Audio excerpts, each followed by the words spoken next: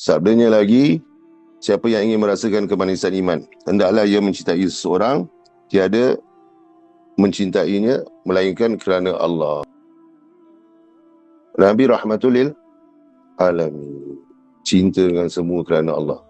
Satu hari berapa kali kita pass through orang-orang kafir yang baik, kita doakan mereka. Kalau lelaki, Allah yahdihu Islam. Kalau perempuan, Allah yahdiha Islam.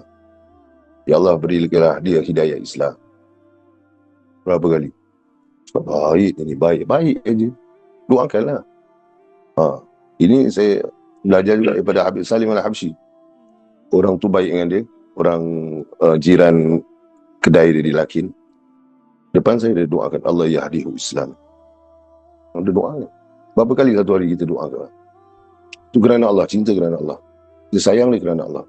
Baru dapat kemanisan iman. Ini pula sesama